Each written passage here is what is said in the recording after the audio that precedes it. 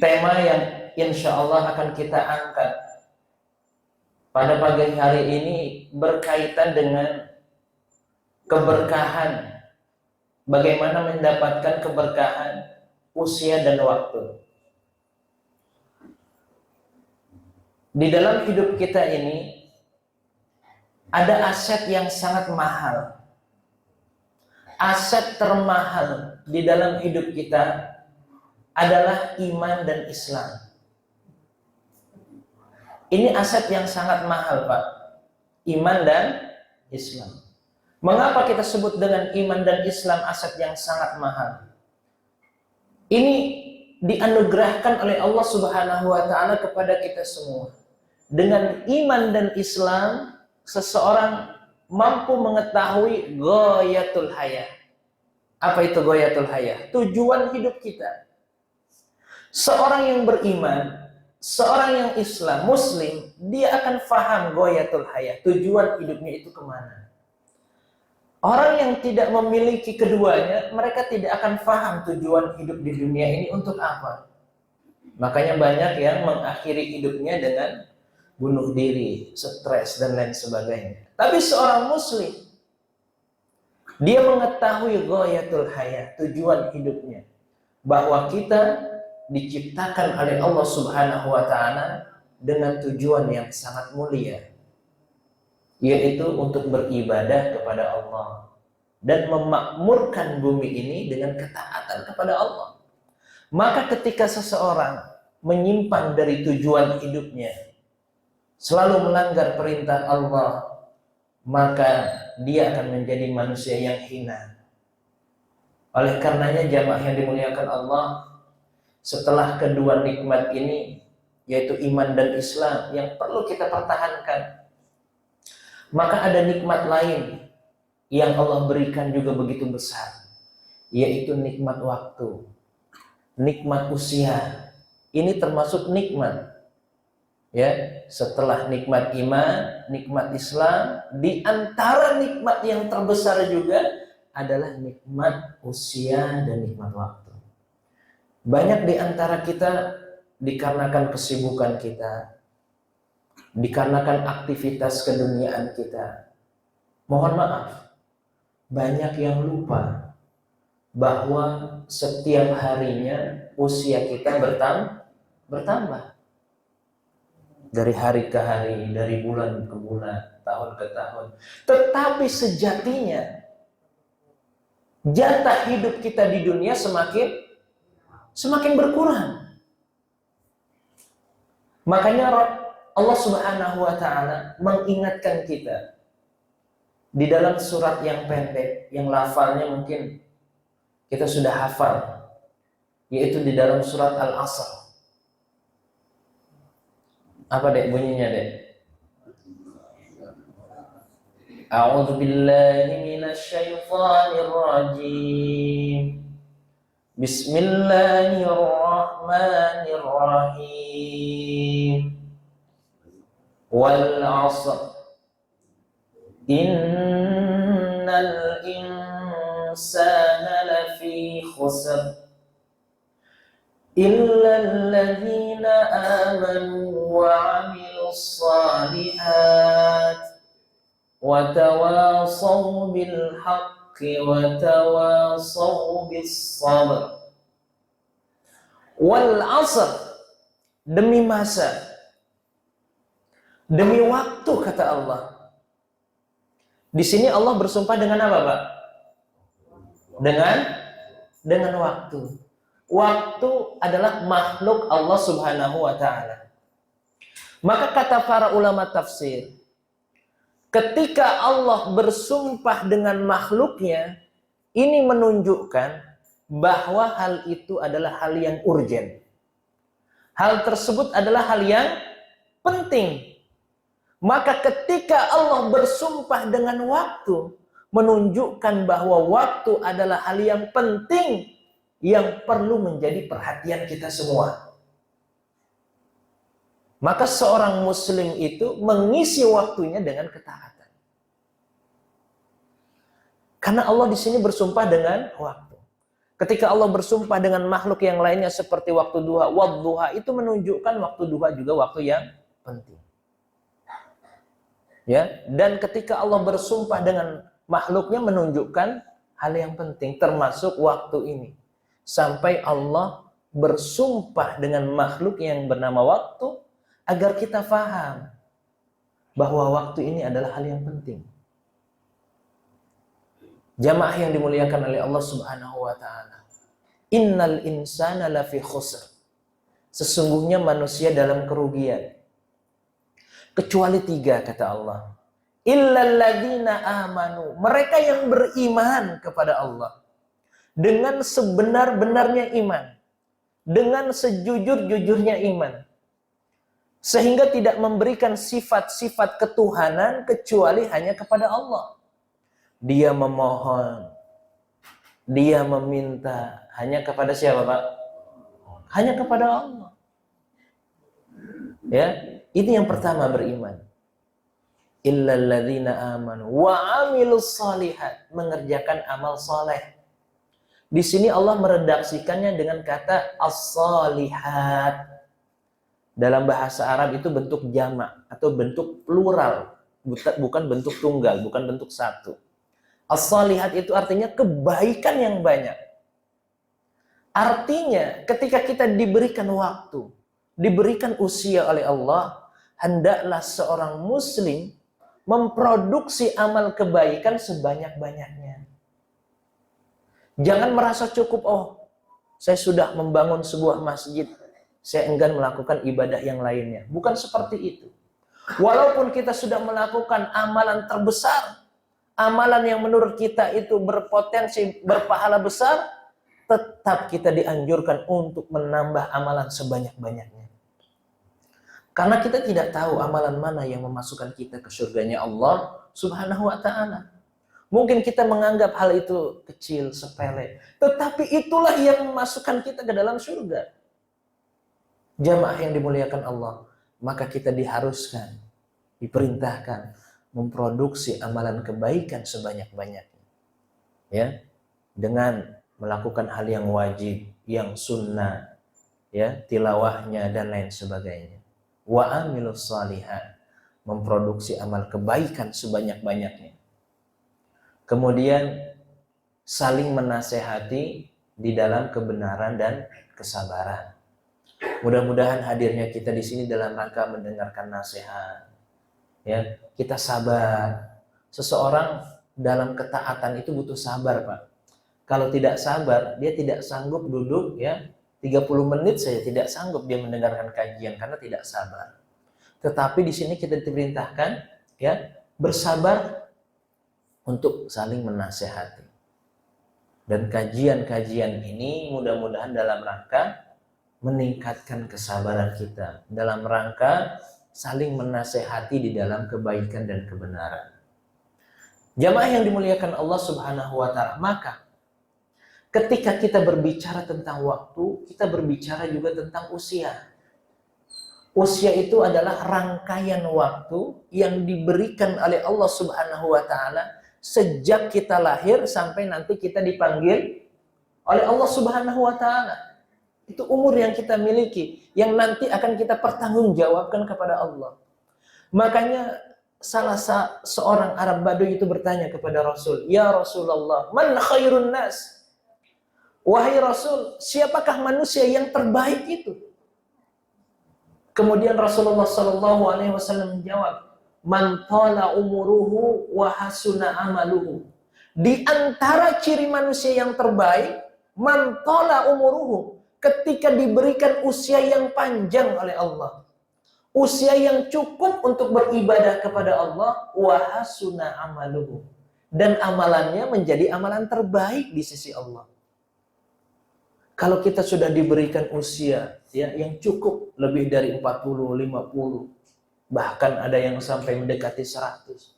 Itu kan usia yang cukup untuk beribadah. Kalau kita berpatokan kepada Nabi kita berapa, Pak? Nah, kurang lebih seperti itu. Maka seseorang yang diberikan usia lebih dari itu, harusnya dia memproduksi amalan kebaikan sebanyak-banyaknya dan mudah-mudahan amalannya menjadi amalan terbaik di sisi Allah. Ini ya, kata Rasul, di antara ciri manusia terbaik, dia diberikan usia yang panjang, diberikan usia yang cukup untuk beribadah kepada Allah, dan amalannya menjadi amalan terbaik. Dan hendaklah kita memohon, berdoa kepada Allah agar diberikan usia yang cukup, disehatkan oleh Allah, dan selalu beribadah kepada Allah Subhanahu wa Ta'ala. Amin ya Rabbal alamin.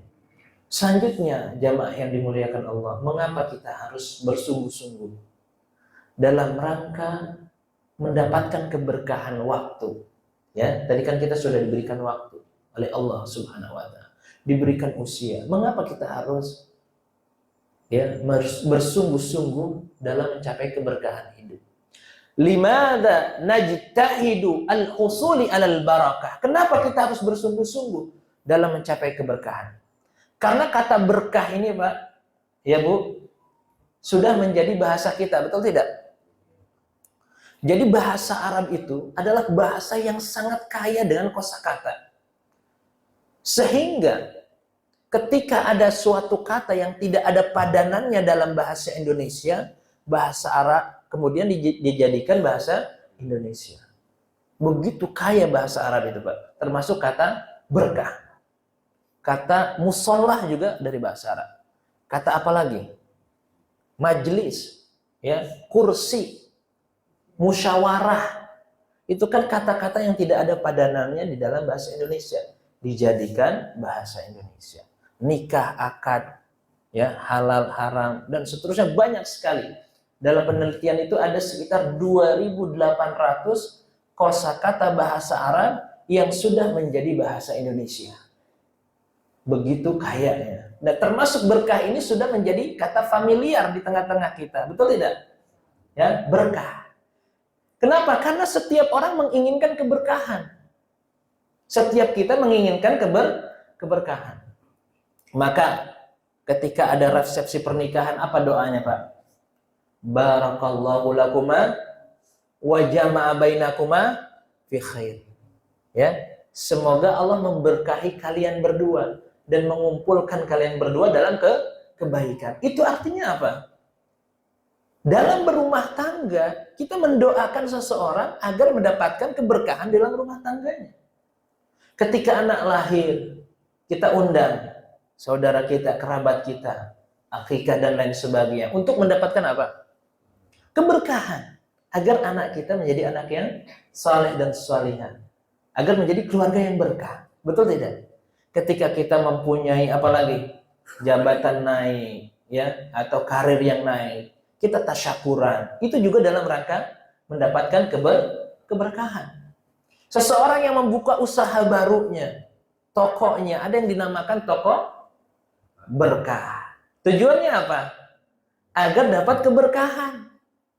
Kemudian diundang kerabatnya dalam rangka pembukaan usaha baru. Tujuannya apa?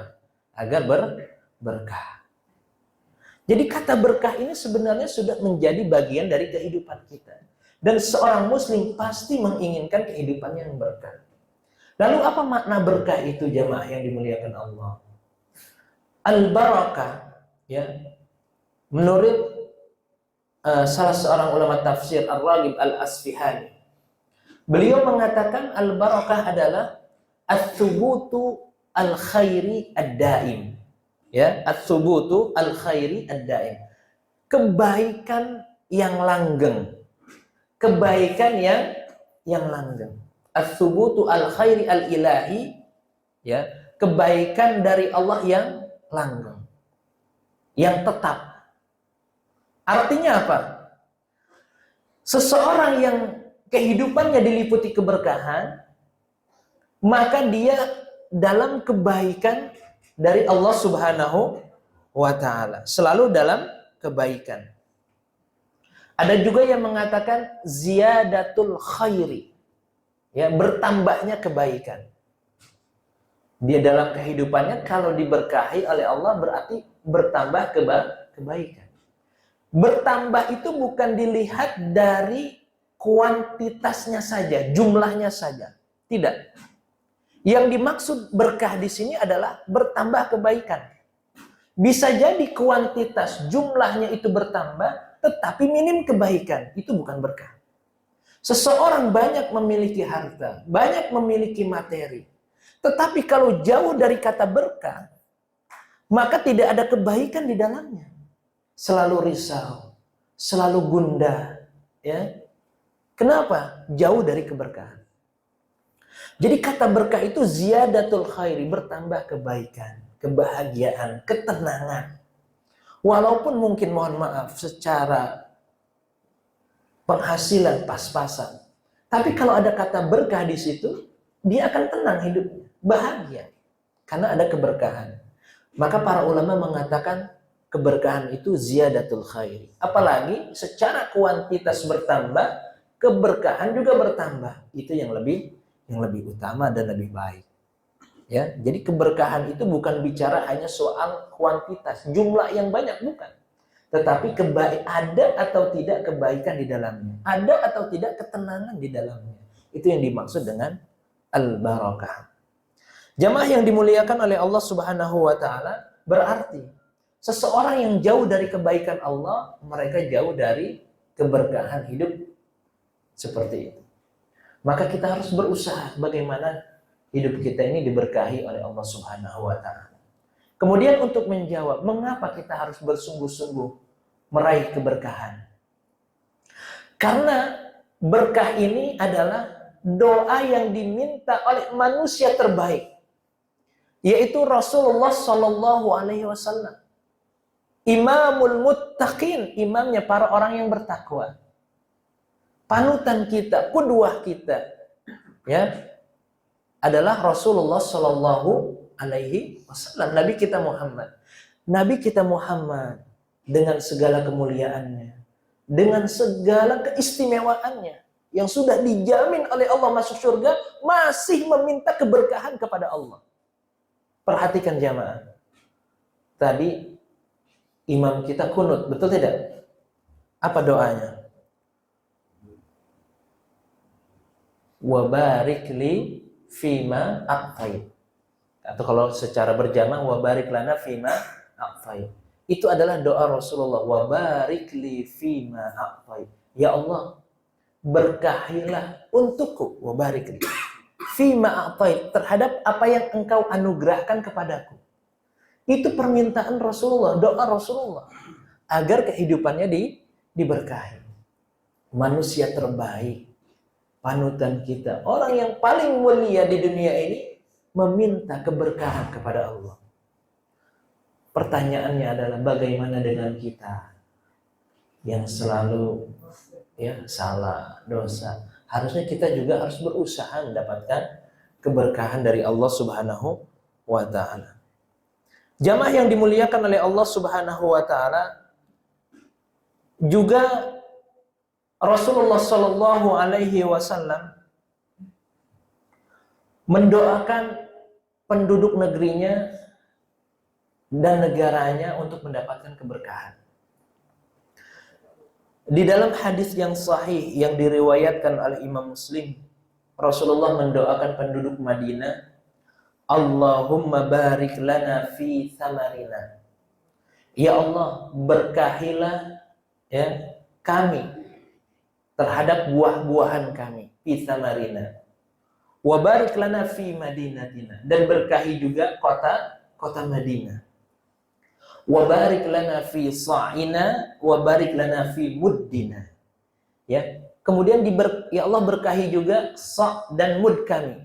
Sa' dan mud itu adalah ukuran seperti liter, ya. Ukuran zaman dulu itu disebut dengan sa' dan mud. Kalau sekarang timbangan liter, kilo, seperti itu. Rasulullah mendoakan pertama agar diberikan rezeki buah-buahan. Ya, ketika buah pohon itu tumbuh berbuah, buah pohon yang diberkahi adalah selalu berbuah. Kemudian wabarik lana fi madinatina, agar diberkahi kota Madinah itu, mendapatkan keberkahan, kebaikan. Maka sampai saat ini kota Madinah itu tidak pernah sepi, banyak orang-orang yang berdatangan, yang saleh, berziarah, berkunjung, ya, roda perekonomiannya pun berjalan. Itu termasuk kota yang diberkahi. Bahkan Dajjal pun tidak bisa masuk ke kota Madinah. Dua kota yang tidak bisa dimasuki Dajjal, Madinah dan Makkah. Itu diantara keberkahan yang dipanjatkan oleh Rasulullah SAW. Kemudian Rasulullah setelah mendoakan penduduk negerinya, kotanya, juga mendoakan agar roda perekonomian itu berjalan dengan baik. Yaitu Sa' dan Mud itu melambangkan perekonomian. Sehingga ketika perekonomian itu diberkahi oleh Allah Subhanahu wa taala, maka ya masyarakatnya akan menjadi sejahtera. Ya. Maka masyarakatnya akan menjadi sejahtera. Tidak kelaparan, tidak mendapatkan pekerjaan mudah, dan lain sebagainya. Ini diantara doa Rasulullah SAW. Setelah Rasulullah meminta keberkahan untuk dirinya, berdoa juga untuk negaranya. Dan Rasul pun mendoakan salah seorang sahabatnya yang bernama Anas bin Malik. Rasul berdoa untuk Anas itu, Allahumma rzuqhu malan wa waladan wa barik lahu. Ya Allah, berkahilah Anas ini malan, memiliki banyak harta, harta yang diberkahi. Artinya harta yang diberkahi. Harta kalau yang diberkahi banyak, itu akan dibelanjakan di jalan Allah Subhanahu wa taala. Kemudian wa waladan, diberkahi anak. Maka dalam beberapa riwayat ini katakan Anas itu memiliki anak lebih dari 120. Karena didoakan oleh Rasulullah. Wa barik lahu, dan berkahilah kehidupannya. Masya Allah. Ya, diberikan harta yang berkah, kemudian memiliki anak keturunan yang banyak dan saleh dan saleh. Itu termasuk salah seorang sahabat yang beruntung yang didoakan oleh Rasulullah. Jamaah yang dimuliakan Allah. Maka dari sini kita bisa paham kenapa kita harus bersungguh-sungguh untuk mencapai hidup yang berkah. Karena Rasul manusia terbaik meminta keberkahan di dalam hidupnya. Dan orang-orang yang saleh, orang-orang terbaik pun ya menginginkan kehidupan yang berkah di dalam hidupnya. Tadi sudah kita katakan al-barakah, ya, al-khairi ad-daim, kebaikan yang langgeng. Ya, as-subutul khairi al-ilahi, ya, kebaikan Allah yang langgeng. Atau ziyadatul khairi, bertambahnya kebaikan. Nah ini, kalau kita menginginkan kebaikan, ketenangan, kita harus berusaha untuk berkah. Berkah itu bukan hanya dilihat dari jumlah atau kuantitas, tetapi ada atau tidak ketenangan, kebaikan di dalamnya. Jamaah yang dimuliakan oleh Allah Subhanahu wa taala, lalu apa yang dimaksud dengan mafatihul barakah, kunci keberkahan? Mungkin kita bertanya, bagaimana Pak Ustaz agar kita bisa mendapatkan keberkahan? Gitu ya. Di antara kuncinya untuk mendapatkan lijalbil barakah, mengundang keberkahan di dalam hidup kita, selalu meningkatkan iman dan takwa kita kepada Allah Subhanahu wa taala. Allah Subhanahu wa taala berfirman dalam surat Al-A'raf ayat 96, A'udzu billahi minasyaitonir rajim. Bismillahirrahmanirrahim. Walau anna ahlal qura amanu wattaqau la fatahna 'alaihim barakatin minas samaa'i wal ardh walakin kadzdzabu fa akhadnahum bima kanu yaksibun. Walau anna ahlal qura, seandainya setiap penduduk negeri, yaitu kita semua, setiap individu meningkatkan iman dan takwa kepada Allah, la fatahna 'alaihim barakatin minas sama'. Allah akan menurunkan keberkahan yang ada di langit. Ya, Allah akan turunkan keberkahan yang ada di langit, sehingga hujan yang Allah turunkan menjadi hujan yang nikmat, bukan nikmat yang membawa bencana. Ya, karena Allah turunkan bagi mereka yang beriman dan bertakwa kepada Allah. Kemudian bukan hanya itu, keberkahan yang ada di bumi Allah nampakkan, ya, dari buah-buahan, dari kebahagiaan dan lain sebagainya, bagi mereka yang beriman dan bertakwa kepada Allah Subhanahu wa ta'ala. Tetapi kata Allah, walakin kadzdzabu fa akhadnahum bima kanu yaksibun. Banyak di antara manusia yang lupa dengan Allah, yang ingkar kepada Allah. Sudah tahu kita diciptakan oleh Allah dengan tujuan yang sangat mulia, beribadah kepada Allah. Banyak di antara manusia yang lupa Allah, ingkar terhadap Allah Subhanahu wa taala, ingkar terhadap ayat-ayat Allah Subhanahu wa taala. Sehingga Allah, walakin kadzabu fa akhadnahum bima kanu yaksibun, menurunkan azabnya kepada mereka yang ingkar kepada Allah Subhanahu wa taala. Jadi jamaah, untuk mendapatkan keberkahan yang pertama adalah selalu meningkatkan iman dan takwa. Makanya Pak, setiap pekannya kita diingatkan untuk meningkatkan takwa, betul tidak? Dalam apa itu? Masya Allah, dalam sholat Jumat. Di antara rukun sholat Jumat, khatib berwasiat tentang takwa. Ini berarti takwa itu penting. Takwa itu apa? Imtitsalul awamir wajtinabun nawahi. Melaksanakan perintah Allah dan menjauhi larangan Allah. Kita selalu diingatkan oleh khatib itu setiap pekannya, ya, agar berwasiat takwa, menjaga takwa kita. Orang yang bertakwa kepada Allah Subhanahu wa taala, insya Allah akan mendapatkan keberkahan di dalam hidupnya. Maka jamaah yang dimuliakan oleh Allah Subhanahu wa taala, al-barakatu la tatahaqqaqu illa bittaqwa. Keberkahan itu tidak akan terwujud kecuali dengan takwa. Ya. Pak Ustadz, bagaimana dengan kita melihat ada seseorang yang jauh dari Allah, bahkan mungkin sholat pun tidak, tetapi saya melihat kok hidupnya bahagia, tenang, karirnya selalu meningkat, jabatannya bagus, uangnya banyak. Secara keduniaan, manusia kan biasa memandang seperti itu. Apakah itu orang diberkahi? Gimana Pak kira-kira Pak? Nggak pernah sholat, sholatnya bolong-bolong, ya, tapi bahagia, ya, selalu karirnya baik, secara materi juga baik. Maka kata Rasul, idza ra'aitallah yu'til abda minad dunya ala ma'asihi ma yuhibbu fa innama huwa istidraj. Wahai manusia, ketahuilah ketika engkau melihat seseorang, ya, Allah berikan dunia ini kepada seseorang ala ma'asihi, dalam kemaksiatannya kepada Allah Subhanahu wa taala, ketahuilah itu adalah istidraj. Itu bukan berkah tetapi istidraj. Karena keberkahan itu selalu beriringan dengan ketaatan.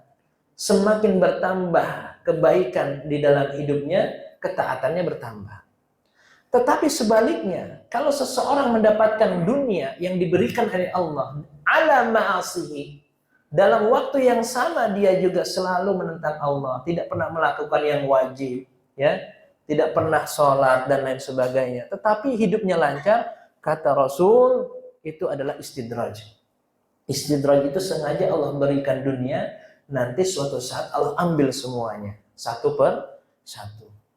Di dalam Al-Quran banyak kisah. Di antaranya Qorun, Pak. Qorun itu, ya, kalau kita lihat, hartanya sangat banyak. Bahkan sebelum menjadi kaya, dia meminta doa kepada Nabi Musa alaihissalam waktu miskin. Kemudian didoakan menjadi kaya raya. Bahkan kuncinya saja, Pak, digotong berapa orang? Lebih dari 10 orang. Itu baru kunci. Kunci emasnya. Kunci terbuat dari emas digotong berapa? Lebih dari 10. Berarti apa, Pak? Banyak ya? Kalau kuncinya saja digotong 10 orang. Berarti dia punya harta banyak sekali, betul nggak? Makanya sampai sekarang kalau ada harta penemuan disebut harta apa? Harta karun. Ya. Karena begitu banyaknya, sampai kuncinya saja digotong tidak kuat dengan satu orang. Begitu banyaknya. Sudah menjadi kaya, kata Nabi Musa, coba diinfakkan harta kamu di jalan Allah, di Jakarta. Qarun nggak mau. Akhirnya Allah tenggelamkan semua hartanya di bumi ini. dan Allah siksa. Ya, awalnya melihat itu seperti ya keberkahan karena begitu banyak yang dia miliki. Tetapi dalam kemaksiatan kepada Allah, maka perlu perhatian. Itu jamaah yang dimuliakan oleh Allah Subhanahu wa taala. Yang pertama harus meningkatkan iman dan takwa kita kepada Allah Subhanahu wa taala. Yang selanjutnya jamaah yang dimuliakan oleh Allah Subhanahu wa taala adalah mengkonsumsi hal yang halal. Ya, untuk mendapatkan keberkahan hidup, mengkonsumsi yang halal. Dari cara mendapatkannya atau dari zatnya. Dari cara mendapatkannya, bagaimana kita mendapatkannya. Kemudian dari zatnya harus tahu ada zat yang halal atau tidak di dalam makanan yang kita konsumsi. Terutama makanan-makanan yang bersumber dari luar, ya, yang biasanya bukan dari negara Muslim, itu perlu berhati-hati. Jangan-jangan ada zat yang tidak halal. Ketika kita menginginkan keberkahan, cara mendapatkannya dan zatnya harus halal. Rasulullah Shallallahu Alaihi Wasallam bersabda di dalam hadis yang sahih, "Faman ya'khudhu malan bihaqqihi yubarik lahu fihi, faman ya'khudhu malan bighairi haqqihi famathaluhu kamathalil ladzi ya'kulu wa la yashba." Seseorang yang mendapatkan sesuatu rizki itu dari hal yang halal, cara mendapatkan yang halal, yubarik lahu fi. Allah Subhanahu wa taala akan memberkahi ya rizki yang didapatkan tersebut. Harta yang didapatkan tersebut Allah akan berkahi. Sehingga kebaikannya akan tetap. Ya, ketenangan, kebahagiaan itu akan tetap ada di dalam dirinya. Kenapa? Karena mendapatkan yang halal dengan cara yang halal.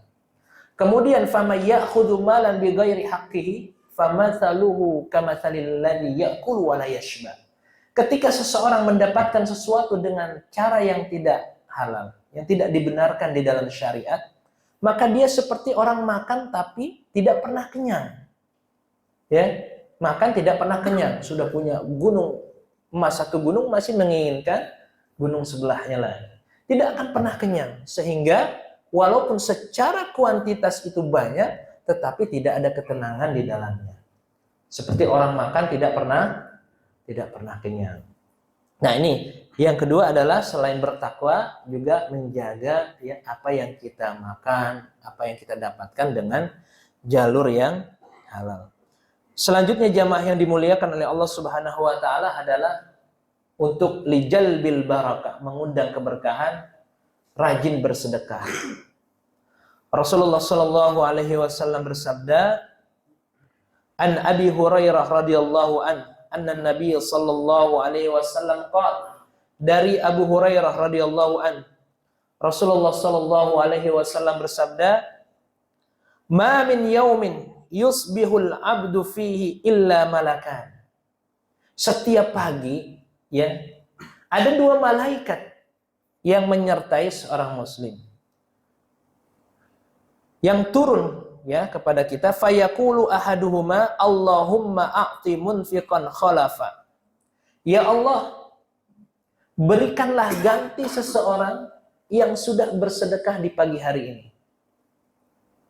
Wa yaqulul akhar, malaikat yang lainnya berkata, Allahumma a'ti mumsikan talafan.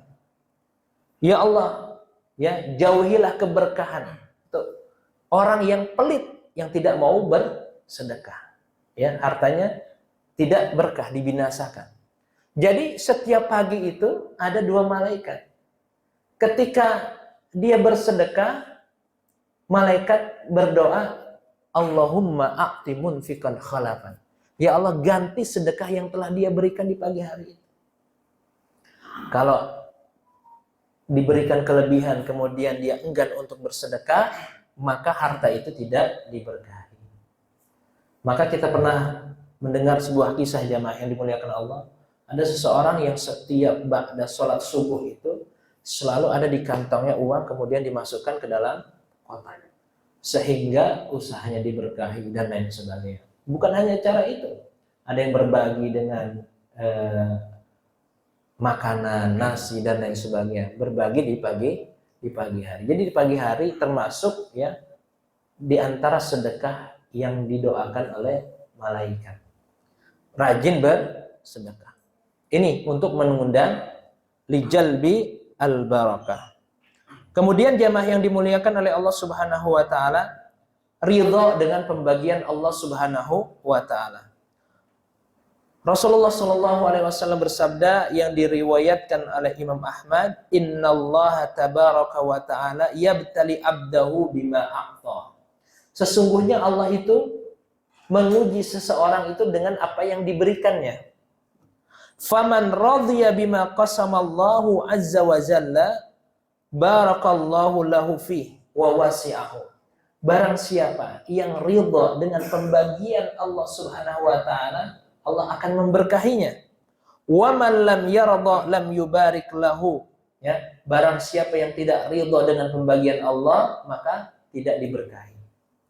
Jamaah yang dimuliakan Allah. Sebelum kita lahir, di Lauhil Mahfuz sudah ditulis rizki kita. Betul ya? Ajal kita, jodoh kita. Nah, seseorang yang ridha dengan pembagian Allah, ada yang kaya, ada yang miskin, ada yang baik secara pekerjaan, ada yang kurang baik, dan lain sebagainya. Ketika seseorang itu ridha dengan pembagian Allah, maka Allah akan memberkahi kehidupannya. Dan tentu setelah dia berusaha, sudah berusaha demikian, tetapi ya memang itu yang sudah Allah gariskan, sudah Allah tetapkan. Seseorang yang ridha dengan pembagian Allah, kata Rasul, yubarik lahu. Allah akan memberkahi kehidupan. Tidak selalu mengeluh di dalam hidupnya. Ada orang kan selalu mengeluh, ya, selalu apa Pak? Ya, tidak terima. Mengapa saya seperti ini dan lain sebagainya. Nah, itu pertanda dia tidak diberkahi kehidupannya. Kalau dia ingin diberkahi, dia ridha menerima apa yang ditentukan oleh Allah Subhanahu wa taala. Ini yang berapa Pak? Yang ketiga ya? 4, Masya Allah. Berarti tidak tidur Bu ya? Alhamdulillah. Berarti sekarang yang kelima. Yang kelima, ini berkaitan dengan aktivitas kita pada hari ini. Yaitu beraktivitas di pagi hari. Bangun di pagi hari. Orang yang aktif di pagi hari, itu secara khusus mendapatkan doa dari Rasulullah Sallallahu Alaihi Wasallam. Rasulullah Sallallahu Alaihi Wasallam bersabda, Allahumma barik li ummati fi bukuriha. Ya Allah, berkahilah umatku di pagi hari mereka. Maka orang yang sudah bangun di pagi hari dimulai dengan qiyamul lail. Kemudian sholat berjamaah, ya. Kemudian ikut kajian. Mudah-mudahan ini termasuk kita semuanya mendapatkan doa dari Rasulullah Shallallahu Alaihi Wasallam, termasuk diberikan keberkahan dalam hal rizki dan pendapatan. Maka kita lihat jamaah yang dimuliakan Allah, orang yang mempunyai usaha atau berdagang itu, ya mereka sebelum subuh sudah bangun, ada yang mendorong gerobaknya, ada yang membuka tokonya dan lain sebagainya. Membuka lebih awal di pagi hari itu akan diberkahi, karena memang secara khusus Rasulullah mendoakan umatnya yang beraktivitas pagi hari. Ada yang berolahraga, ya, ada yang melakukan hal-hal yang positif di pagi hari. Itu secara kesehatan, secara kejiwaan, ya, itu akan lebih sehat dan lebih diberkahi. Maka aktivitas pagi ini jangan lupakan. Maka ada yang mengatakan kalau sulit bangun pagi berarti malam harinya bergadang. Bergadang boleh apa Pak? Bergadang boleh saja asal manfaat. Kalau tidak ada manfaatnya kita tidur lebih awal, ya. Kemudian agar bangun lebih awal. Coba Pak, seseorang yang belajar atau ingin meningkatkan kapasitas dirinya, mereka pasti selalu bangun lebih awal. Bahkan sebelum subuh sudah bangun. Pernah dengar Pak, pengacara terkenal, saya betul Pak? Pak Hotman. Dia itu non muslim tapi bangun sebelum subuh. Ya. Jam 3 sudah bangun. Karena memang ada keberkahan. Apalagi kita seorang umat muslim. Ya, keberkahan itu ada di dalam diri kita, dimulai dengan qiyamul lail, sholat subuh berjamaah. Ya, kalau terlalu ngantuk mungkin ya subuhnya sudah bangun, kemudian setelah itu berolahraga dan lain sebagainya. Maka ada yang mengatakan orang tua zaman dulu, kalau apa Pak? Kalau tidur di pagi hari rezekinya apa tuh? Ternyata orang tua kita zaman dulu mengerti hadis juga Pak. Ya, orang yang bermalas-malasan di pagi hari, ya hilang rezekinya. Maka kalau menginginkan keberkahan, beraktivitas di pagi hari. Kita biasakan diri kita, keluarga kita, agar mendapatkan keberkahan. Nah, ini jamaah yang dimuliakan oleh Allah Subhanahu wa Ta'ala. Beraktivitas di pagi hari. Kemudian yang selanjutnya, jamaah yang dimuliakan oleh Allah Subhanahu wa Ta'ala, ya, untuk mendapatkan keberkahan, untuk mendapatkan keberkahan dalam hidup kita adalah rajin bersilaturahim. Ya. Jadi tali persaudaraan yang sudah kita pupuk sejak lama jangan diputuskan. Rasulullah Shallallahu Alaihi Wasallam bersabda, "Man yurid ayyubsata lahu fi rizqihi wa yunsha'a lahu fi atharihi falyasil rahimah." Barang siapa yang ingin dilapangkan rizkinya, barang siapa yang ingin Allah lapangkan rizkinya dan dipanjangkan umurnya, maka jalinlah tali silaturahim. Dari silaturahim, dari pertemuan kita dengan keluarga, kerabat, teman dan lain sebagainya, bisa jadi dari hal itu terjadi peluang-peluang rizki, ya, peluang-peluang usaha, peluang-peluang kerjasama dan lain sebagainya. Nah, disitulah yang dimaksud hadis bahwa ketika seseorang itu menjaga tali silaturahimnya, maka akan digampangkan, dilapangkan rizki. Kemudian dipanjangkan umurnya. Yang dimaksud dipanjangkan umurnya, kata para ulama, ada dua. Bisa memang umurnya secara hakiki dipanjangkan, tapi ada juga yang mengatakan umurnya sudah tetap, tetapi pengaruhnya itu tetap ada walaupun dia sudah dipanggil oleh Allah Subhanahu wa Ta'ala. Ya. Pengaruh kebaikannya tetap ada, seakan-akan dia masih ada walaupun sudah dipanggil oleh Allah Subhanahu wa Ta'ala. Kita lihat jamaah yang dimuliakan oleh Allah Subhanahu wa Ta'ala.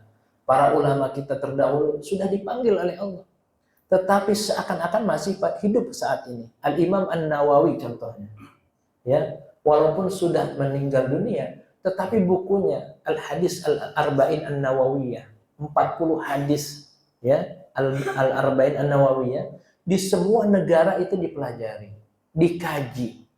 Ya, padahal yang menulisnya sudah wafat. Seakan-akan masih ada penulisnya, seakan-akan masih ada. Ya, begitu juga kitab Riyadhus Shalihin, ya, penulisnya sudah wafat, tetapi semua mengkaji kitab tersebut.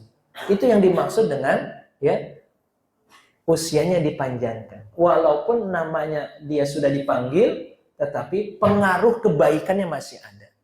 Bisa jadi jamaah yang dimuliakan oleh Allah Subhanahu wa Ta'ala, orang-orang yang setelah mewakafkan dirinya di dalam masjid ini, yang sudah menyumbangkan hartanya di dalam masjid ini, walaupun, ya, sudah tidak ada, tetapi pengaruh kebaikannya masih ada, seakan-akan dia masih hidup, yang memprogram kebaikan-kebaikan, kemakmuran masjid, ya, mungkin suatu saat tidak ada, tapi pengaruh kebaikannya masih ada. Ini yang dimaksud dengan, ya, dipanjangkan umurnya, bahwa amal jariyahnya tetap berjalan. Maka yang terakhir jamaah yang dimuliakan Allah, agar kita mendapatkan keberkahan adalah apa, Pak? Menyambung tali silaturahim, ya. Dan yang terakhir jamaah yang dimuliakan oleh Allah Subhanahu wa Ta'ala, adanya al-barnamij al-wadhih, agenda yang jelas di dalam kehidupan kita. Di dalam agama kita kan ini sudah jelas. Ada ibadah yang sifatnya harian, betul tidak? Apa itu? Apa? Sholat, betul. Sholat 5 waktu adalah ibadah sifatnya harian. Ada ibadah yang sifatnya pekanan. Sholat Jumat. Ada ibadah yang sifatnya bulanan, apa tuh?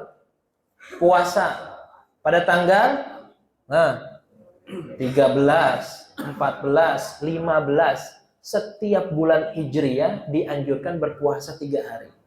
Karena saat itu bulan itu dekat dengan bumi. Ketika bulan itu dekat dengan bumi, maka darah itu naik dan orang itu gampang emosi. Maka diperintahkan untuk puasa agar menahan emosi. Maka di dalam Islam ada ibadah yang sifatnya apa, Pak? Bulanan. Puasa tanggal 13, 14, 5, 15. Ada ibadah yang sifatnya tahunan. Salat Idul Fitri, Idul Adha, ya. Ada juga puasa Ramadan. Mengapa ada seperti ini di dalam agama kita? Agar setiap harinya, pekanan, bulanan, bahkan tahunan, kita selalu ingat kepada Allah Subhanahu wa taala. Seorang muslim tidak boleh lepas, ya, dari tali Allah Subhanahu wa taala. Ini sudah diatur oleh Allah. Agar setiap harinya, setiap pekannya, bulannya, bahkan tahunan kita selalu ingat Allah. Kita selalu menyertakan Allah dalam kehidupan dan aktivitas kita. Nah, selain agenda yang sudah jelas ini, kita bisa menambahkan yang lainnya. Apakah dengan tilawah, ya, dengan saum sunnah yang lain Senin Kamis, atau apalagi, ya, kajian pekanan, ya, atau apalagi infak, sedekah, dan lain sebagainya. Itu bisa kita tambahkan agar kita selalu tersambung dengan Allah Subhanahu wa taala. Ini yang disebut dengan al-barnamij al-wadih. Agenda yang jelas dalam kehidupan. Ya, kapan kita bekerja, kapan kita menaikkan keimanan kita, kapan kita menaikkan ketakwaan kita kepada Allah Subhanahu wa taala. Karena kita ini makhluk sosial. Yang namanya makhluk sosial tentu setiap harinya, ya, kita ini bersinggungan, bersentuhan dengan orang lain.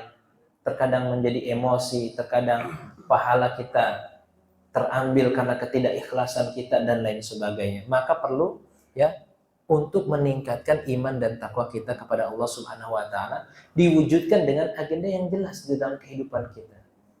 Diwujudkan dengan agenda yang jelas. Karena apa jamaah yang dimuliakan Allah?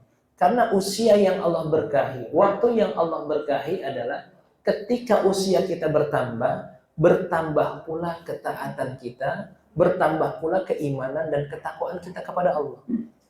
Bertambah pula keindahan akhlak yang kita miliki. Bertambah pula kekayaan amal soleh yang kita miliki. Ini insya Allah yang kehidupan yang diberkahi oleh Allah Subhanahu wa ta'ala. Dan akhirnya mudah-mudahan kita masuknya surganya Allah Subhanahu wa ta'ala. Amin ya rabbal alamin. Jamaah yang dimuliakan Allah, satu hal yang perlu kita ketahui bahwa di dunia ini adalah ad-darul amal, tempat kita mencari amal kebaikan. Tempat kita sesungguhnya adalah nanti di surganya oleh Allah Subhanahu wa ta'ala. Bukan berarti kita melupakan dunia, bukan. Dunia itu sebagai sarana, wasilah agar kita mendapatkan surganya Allah Subhanahu wa ta'ala. Wallahu a'lam. Jamaah yang dimuliakan Allah, jika ada pertanyaan silahkan. Kalau tidak, mungkin kita tutup dengan sholat syukur. Assalamualaikum warahmatullahi wabarakatuh. Waalaikumsalam.